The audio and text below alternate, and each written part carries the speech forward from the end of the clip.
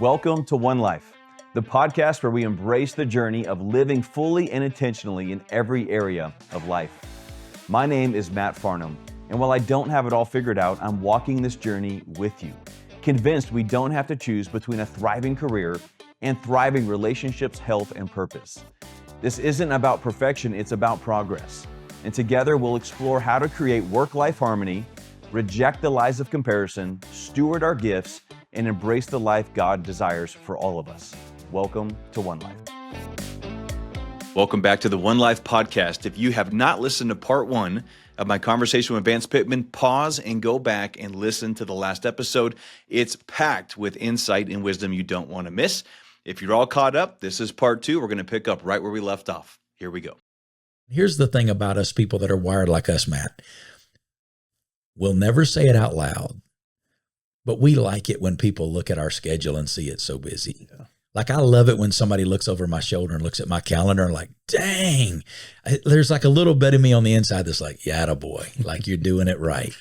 And we're never going to say that out loud, right, but it's the gospel truth. We take pride in how busy we are. Mm-hmm. Nobody had more to accomplish in a lifetime than Jesus. Nobody. You mentioned busy, and I didn't plan on bringing this up, but something that has really been on my mind recently. There's a entrepreneurship coach out there. His name's Rory Vaden. Rory, if you see this, shout out to you. I love your books. But he talks about this idea of significance. Significance is giving ourselves the emotional permission to work on things today that make tomorrow easier or better. Anything other than that's a distraction. Well, as I started to dwell on this in light of my faith, I started to recognize that spiritual warfare isn't just attacking my marriage or my business or my health, these big things. It's literally the daily details of my schedule. Because if he can keep me distracted from doing the most significant thing that God has planned and purpose for me, he's okay with that. That's right. Because I'm not going to move the needle and have the impact that God has equipped me to have. Absolutely. Yeah. A lot of people think that the enemy is only about us doing evil. No. He doesn't care. He doesn't care if we're strung out on drugs in the street, addicted to everything that the world can throw at us, or we're just trying to be the best person. As long as it's not Jesus and what Jesus has for us, he doesn't care. Right.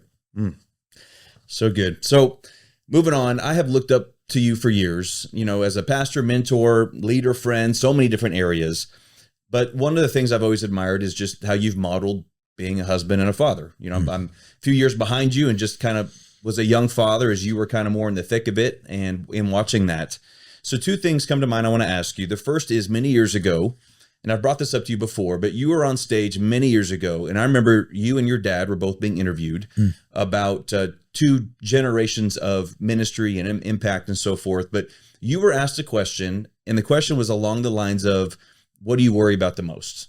And your answer was something to the effect of that I save the whole world or I help thousands of people, but yet my own kids yet miss it. So do you remember that moment? I do. We were sitting at Green Valley Baptist Church on a stage and was asked that question. And it literally was something that, and I hesitate to say worry or fear, but it was a concern in my soul that, because I'd watched a lot of guys that do what I do. Who lead successful ministries, and they got a kid or two that's far from God or that's way out there. And I just thought, man, I don't really care if we win the world if we don't win our kids. I want to see my kids. And I mean, now the joy for me is I have 4 adult kids, and it was a journey for each one of them. But I got 4 adult kids that they love Jesus. They love their spouse. They're walking with God. They are leveraging their job, skill, and passion where they live. Some are in ministry, some are in vocation, but they're all seeking first the kingdom. And Christy and I consider ourselves enormously blessed for where we are at this season of our life with our kids. So, you're a pastor for these years when you're raising your kids, and whether you're leading a church or leading a business, entrepreneurship is entrepreneurship to some extent. But so often, just like your responsibilities or my responsibilities is we're constantly prioritizing our clients or our congregation or whatever that is. We're pouring into them. We're serving them. We're meeting their needs. And so often our family's getting the leftovers. How did you navigate that season? Yeah. So I'll give it to you in a few statements. First of all, you got to develop convictions. And by convictions, I mean, for me, the order was Jesus, then family, then the work. Mm-hmm. Those convictions have got to be established. You got to know what those are. You're never going to hit a target you're not aiming at. Right. Let me say that another way. You might hit it occasionally, a target you're not aiming at, but you're not going to consistently hit a target that you're not aiming at. And for a lot of people, they haven't defined what the priorities are. They don't know what the convictions are that are driving those decisions. Now, I like to say it this way: values drive our decisions, and decisions shape our lives. So what are the things that you value? That's what I mean by convictions. What are the values? For me, my relationship with Christ, everything rises and falls on my relationship with him. So that's first. My wife is not first. Christ is first. Mm-hmm. But I can only love her the way that he's called me to love her if I have Christ first in my life. Mm-hmm. The love that I have for her, I don't have the capacity to do that apart from him and me. So it's Christ first, then it's my family, my wife first, and then my kids. That's another one. A lot of people get out of balance. They so prioritize the kids. Yeah. The greatest thing you can do for your kids is have a loving relationship with your spouse. That's where they find stability and health. We live in a generation now, Matt, where the generation that's coming up now has more anxiety issues mm-hmm. than any generation in the past. And I think one of the reasons is because this is one of the first and second generations of people that have been raised in broken families. Now, I'm not throwing rocks at broken families. There're going to be brokenness in families. But if you go back 50 years in the United States of America, the divorce rate has skyrocketed in the last 50 years in the United States. And one of the things that brings stability to children, knowing that the world is going to be okay tomorrow, is that mom and dad are healthy and in love, and the family's at whole.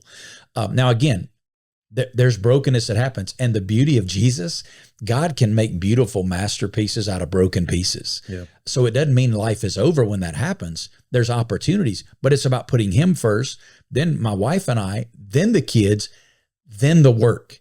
Work has to always become the caboose and not the engine that's driving the train. Mm-hmm. I have a good friend, you've heard him preach, J.D. Greer. Mm-hmm. JD's wife, Veronica, made this statement one time, and I wrote it down. I've never forgotten it. Listen to what she said, Matt. You're going to love this. Fame is making yourself accessible to a bunch of people that you don't really care about at the expense of those you do. Mm-hmm. And I was like, ouch. Yes. But when you don't have convictions and values that drive your decisions, you're going to always drift. We're going to pursue that. We're going to So number one, develop convictions. Number two, you got to establish priorities based on those convictions. Mm-hmm. It's one thing to have the conviction. It's something else to then build my schedule around that. So like, for example, with my wife, marriage is important. So we had a plan. You almost recited it a minute ago. Here's the plan that I've always had for my wife and I, and the one that we teach others that we get to disciple. Pray daily, either with them or for them. Date weekly, every week, some kind of a date night. Mm-hmm. Escape monthly. That's kind of an all-day date once a month we try to do. Getaway quarterly, which is an overnight or a weekend once a quarter, and then retreat annually. We try to spend several nights up to a week away, just us, every year. Now, we do that now. We're blessed with a lot more resources than we used to have. Back in the day, we still did this. We just did it on the cheap. We did it in ways that you can get creative and figure. That was part of the fun of it, was figuring out how to do it without any money. And now you have resources and no kids in the home. Exactly. Now it's a lot. Now we can do this without going anywhere. We don't have to spend any money. But why was that plan there? That plan was not there because it was cute or trite or fun to repeat. It was there because of the convictions that we'd established. Yeah. You can't say marriage is the priority and everything falls, or all the other relationships in human form rise and fall on my relationship to my spouse, and not build a plan in your schedule. That's like saying I'm going to be the most successful real estate agent in Las Vegas and not putting any real estate appointments in your calendar. Right. Like, it's not going to happen. Right. So you have to be intentional. With my kids, for example, based on those convictions that they were important, we built a plan. I knew some things. Number one, I knew my relationship with my children was the training ground for their relationship with God. They were going to learn how to relate to their Heavenly Father by the way they related to their earthly father. That I was laying the foundation in their life for the way they were going to relate to God. And there's a verse in Deuteronomy where the Bible says this in Deuteronomy 6, you'll love the Lord your God with all your heart, soul, mind, and strength. Then he says, these words which I'm commanding you today shall be on your heart, and you shall teach them diligently to your sons when you sit in your house, when you walk by the way, when you lie down, when you rise up. What's he talking about there? He's not talking about formal times of Bible instruction. He says, hey, when you're sitting in your house, when you're hanging out, when you're walking by the way, when you're in transit between one place and the other, just using the everyday rhythms of life to begin to teach my kids and to pour into my kids. Why? Because they were going to learn how to relate to God the way they related to me. The greatest lessons you'll teach your kids will not be in formal settings of instruction. They'll be in the informal activities of life. My son and I, Caleb, our oldest son, we were sitting out in a pool one day. He was junior in high school. And he says, Dad, I don't think we weren't doing a Bible study. We're in a pool, just me and him hanging out at night. He says, Dad, I don't think I believe in Jesus. I don't think I believe the Bible. I don't think I believe any of this stuff that we've taught at church.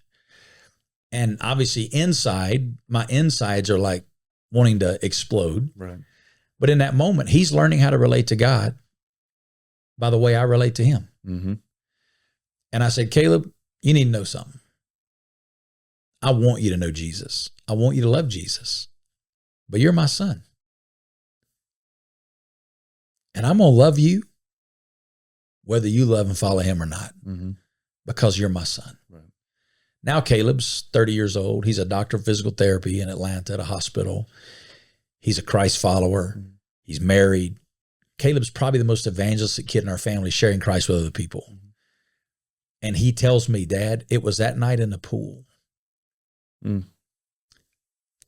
that you just set me free to go figure it out on my own.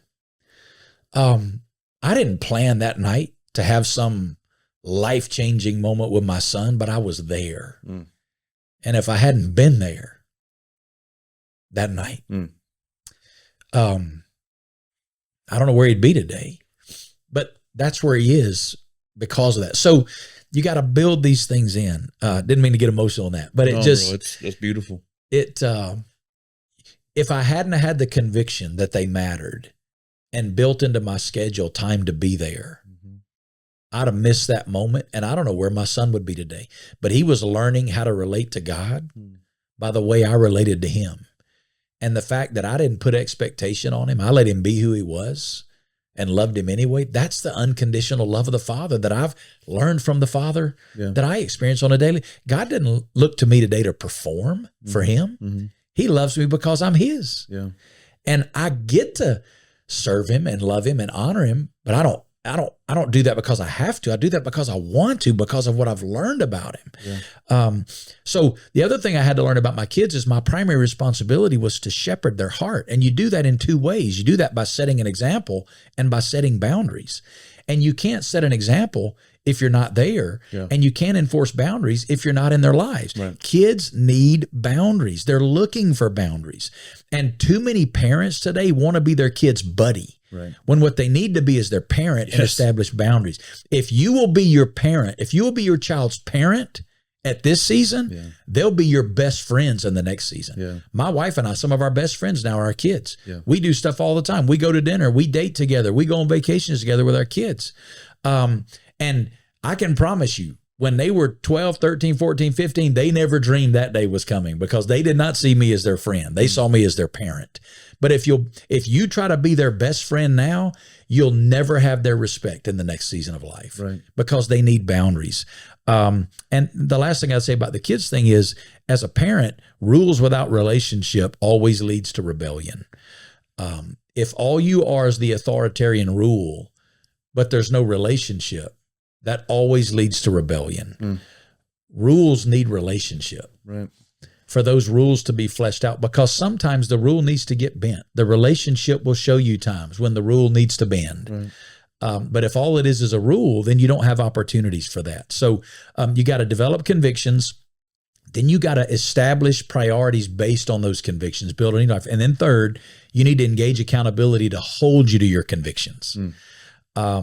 I needed some people in my life, and I've had them throughout the years. I have 3 people now in my life who at any given time can throw the flag and say, Vance, you need to be home. You need to say no to this event. You need to not put this in your schedule. You need accountability, because here's the deal. My flesh is wired to perform. I'm wired to do something. Yeah. And if I don't have some accountability, I'll drift. Even though I have the convictions and I have the priorities based on the convictions, my flesh will drift away from them without accountability to hold me to it. So good, man.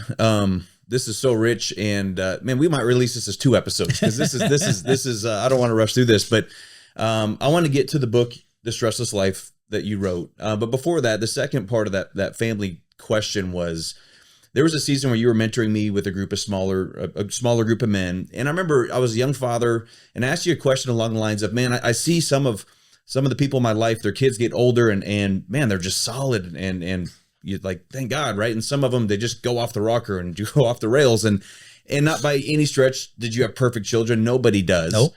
But I asked you, what's the difference? And your answer to me was another question. You said, Matt, let me ask you a question about your father.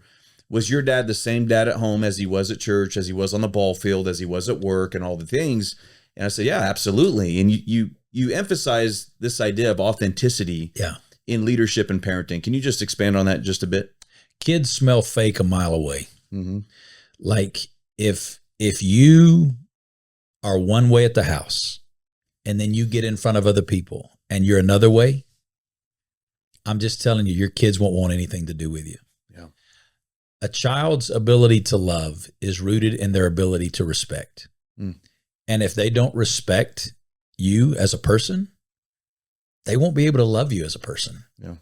And my wife and I, and you, Matt, you know me as good as most people would know, like, I am not a perfect person.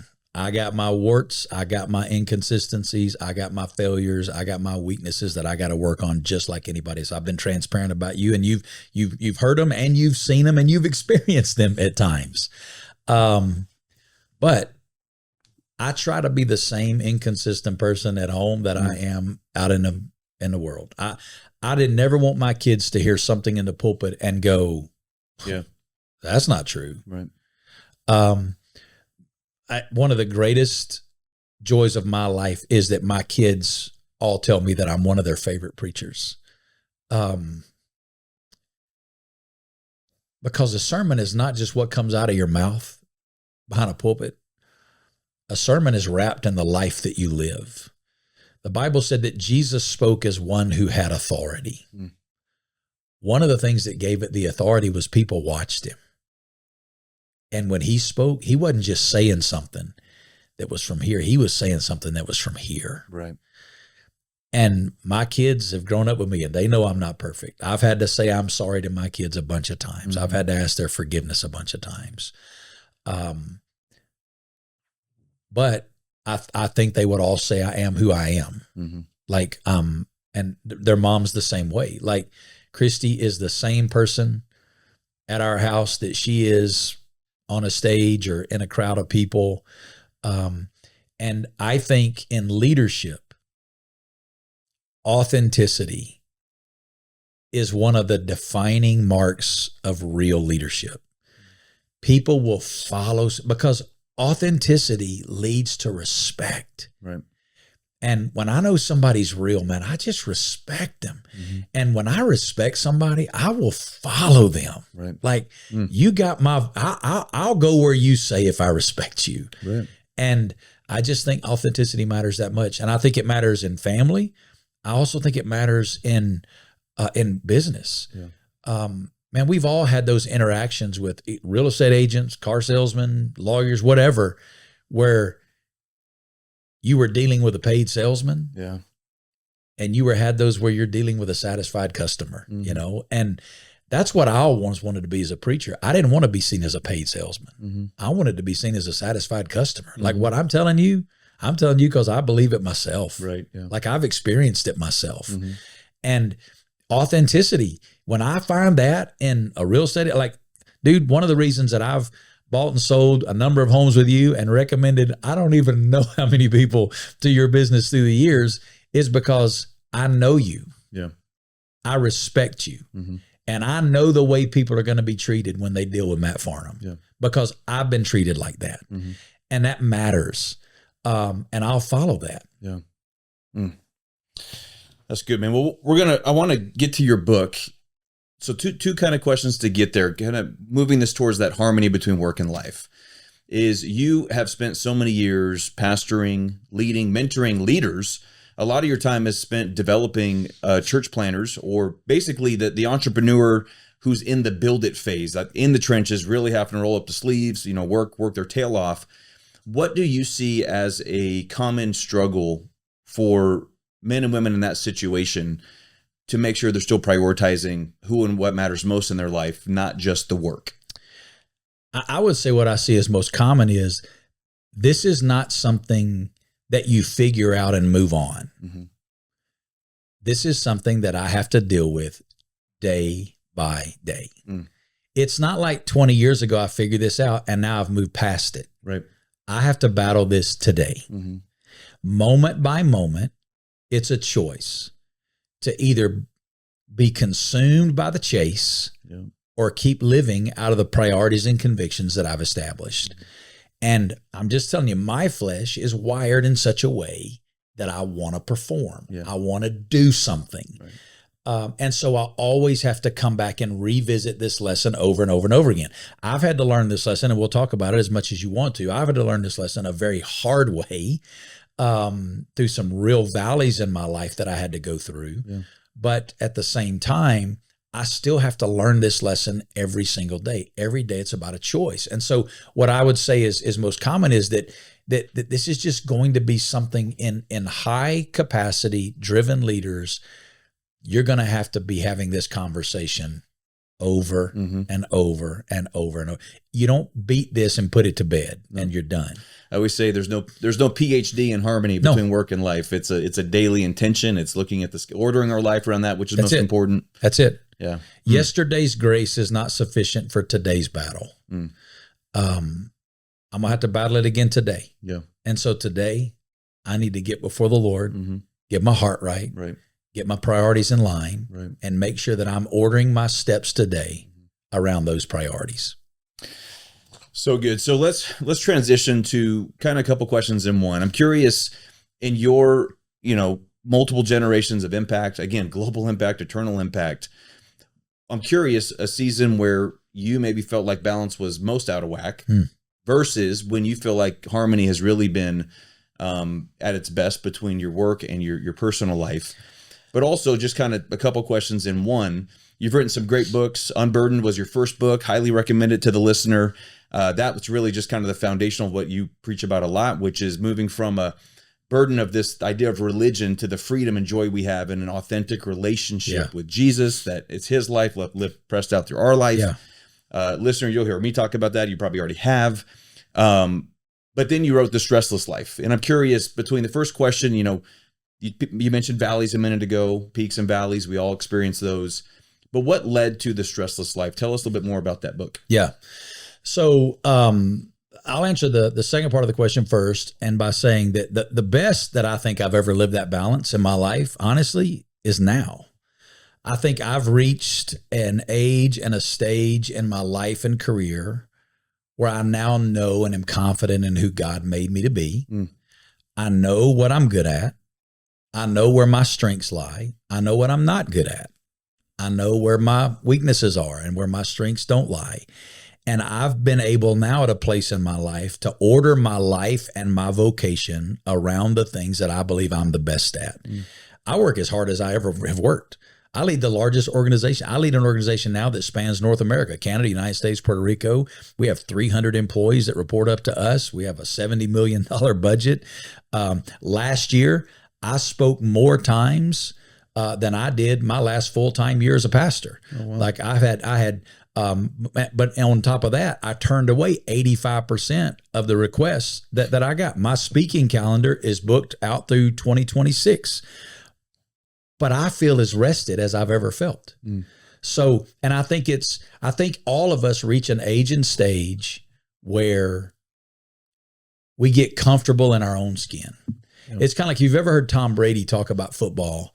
Tom Brady talks about football, how you reach a place in your career where the game slows down. Yeah. They may call it something different, but you've seen Matrix, huh? I'm picturing the bullet That's coming it. by. You've seen that defensive scheme 100 times. Yeah. And so he knows before the ball's ever snapped, that's where he's going, this is where he's going. Yeah. And I know you're a big Kansas City guy. He said Mahomes is kind of there now, where the game has slowed down for him, where they just see things other people don't see. What is that? It's time and experience in the seat. Yeah. They know what they're good at. They know how to execute the plays that best perform with what they're good at. And I think all of us reach a stage in our career, our vocation, our calling, where you get there. And I feel like that's where I am right now. I've gotten to this place where I think I know what to say no to, because I know there are other people that can do that better than me. And I don't feel like I have to prove to anybody that I can do that. Right. I think I know what I'm good at. I think what I'm good at is good enough. So I think I've hit that season right now where I think I'm living the best work-life balance that I've ever had, even though I'm working as hard and having maybe as large of an impact as I've ever had. The worst is where the book came from. And before you get into the book, listeners, this should pique your, like the name of the book is The Stressless Life. So for the realtor, entrepreneur, whoever you are listening to this, Stressless and entrepreneurship, business owning, real estate, those do not go in the same sentence. And you got to say it's not, some people say it and they actually think it's two words, the stressless life. Yes. But it's one word, stressless. Yes. The stressless life. Yes. The promise of Scripture, Jesus in the New Testament in Philippians chapter 4, the Scripture says, be anxious for nothing. The word anxious there is the word that means stress, worry, anxiety. And Jesus said, be anxious for nothing. Be anxious for nothing. That's an imperative, meaning it's a command. Meaning to be anxious, to stress, to worry is actually a sin. So to please him, I'm not to stress. I'm not to be worried. I'm not, be anxious for nothing. He said, but in everything through prayer and supplication, let your requests be made known to God. And then he said this, the peace of God, which passes all comprehension, guard your hearts and minds in Christ Jesus. Here's the dichotomy. Here's the paradox. In every moment of life, I have an opportunity to experience one of two things, either stress, worry, anxiety, or the peace of God. You can't have the peace of God and anxiety. Right. The peace of God eliminates that. And it's a peace, I love what he said, that passes all comprehension. Here's what that means. You can't really explain it. Like, I can't tell you, I shouldn't have this peace because the schedule is falling apart. The deal just fell through. The bottom just fell out of this opportunity. I shouldn't have this peace, but I do. Yeah. Because I'm in, now, is that a daily moment by moment thing too? Absolutely. And for me, Matt, where it came from, we planted the church here in Las Vegas. We started in 2000. By 2012, 2013, our church had grown to more than a couple thousand people. We had 50, 60, 70 people working on our team at Hope and, multi-million-dollar budget. We built buildings. That was, a tough process through the economic collapse year. And I didn't have the balance. I didn't have a lot of the stuff we've talked about today was not in place. I was way out of balance, working 70, 80-hour weeks and didn't have rest built into my life. Didn't value, at that point, I thought rest was weakness and rest was wasting time, and lived with that bravado that I was going to show everybody how hard you could work. And in 2013, I collapsed. My body literally shut down. I went home one evening, sat down to dinner with my wife and kids, and I literally could not put a sentence together.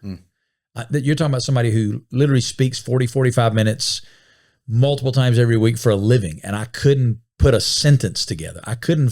My brain couldn't find words and get them to my mouth. And all I could say was, I'm going to go take a nap.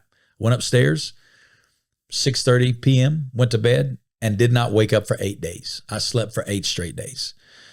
Christy would come wake me up, try to get me to eat food. I didn't eat anything, lost 19 pounds in 8 days. She finally drugged me out of bed to a doctor's office. My doctor said I had a physical version of a mental breakdown. And what that means is my body finally said, oh, you're going to rest. Like, God created us to work and to rest. He put Adam in a garden But one of the original commandments was rest. Like he commanded us to rest. And we're made to create and to work and to start, but we're also made to rest. And when you don't keep that balance, your body will shut down. And my body shut down. My body stopped.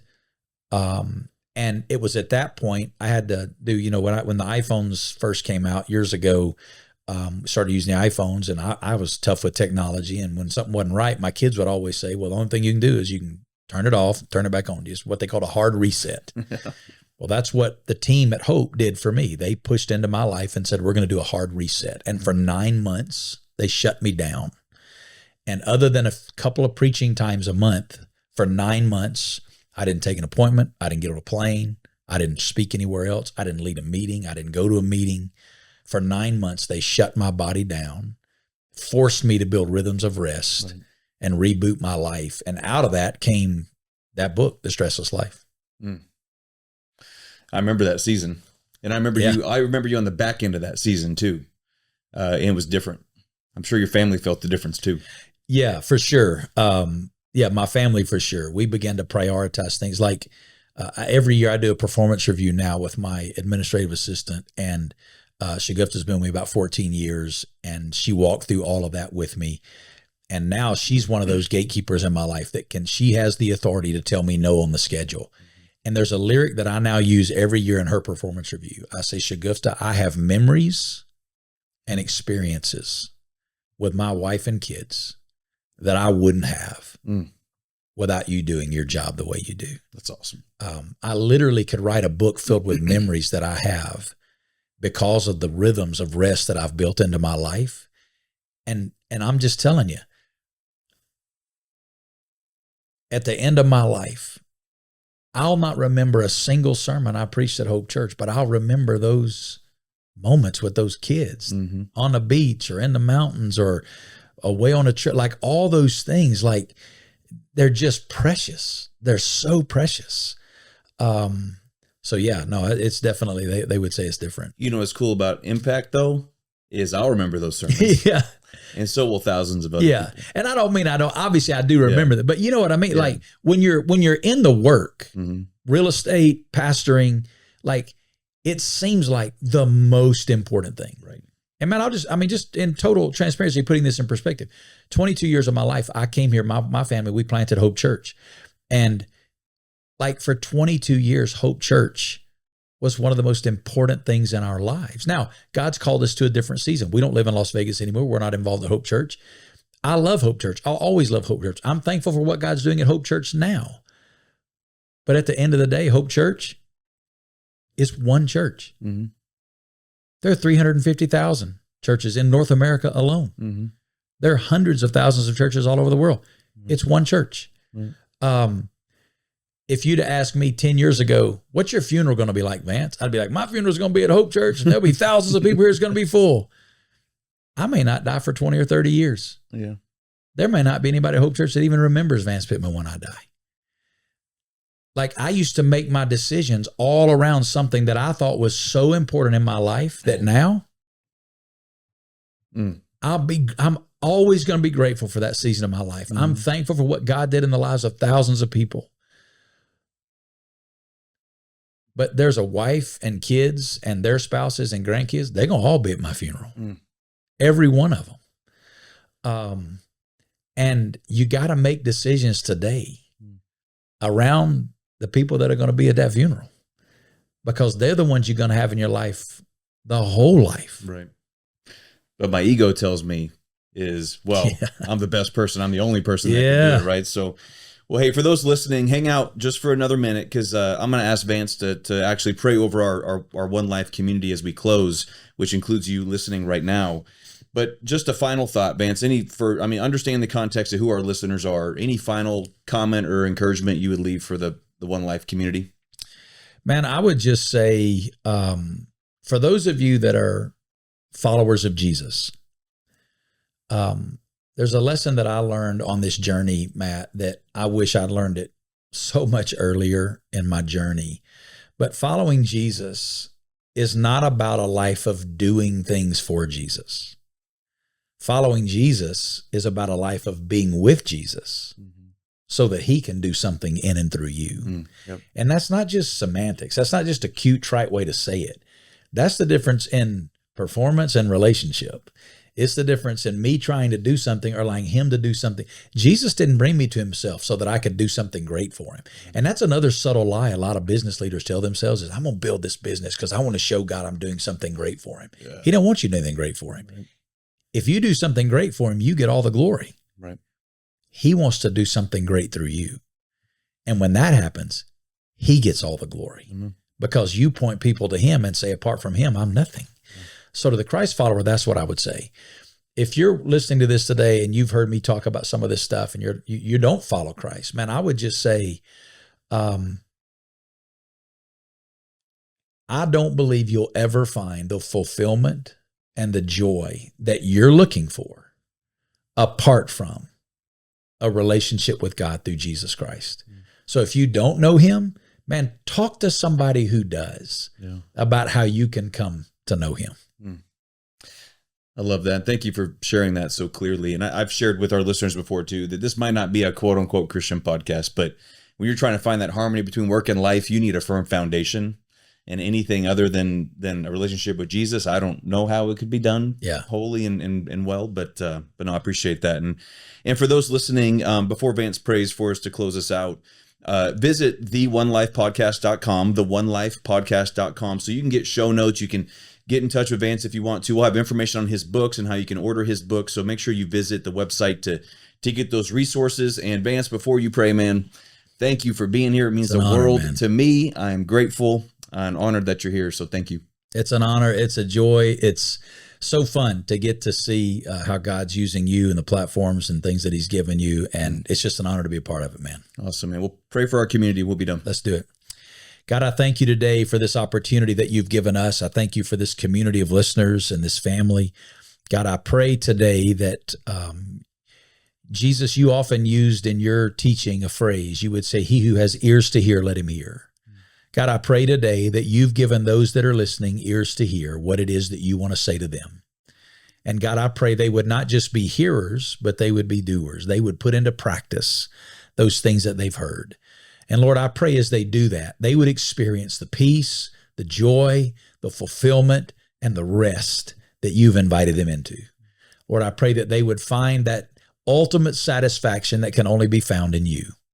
Lord, I pray for those that are maybe listening to this that don't know you. God, I pray that at least today what they've heard is enough to intrigue them to say, I may go get a Bible and just read about this Jesus that he's talked about.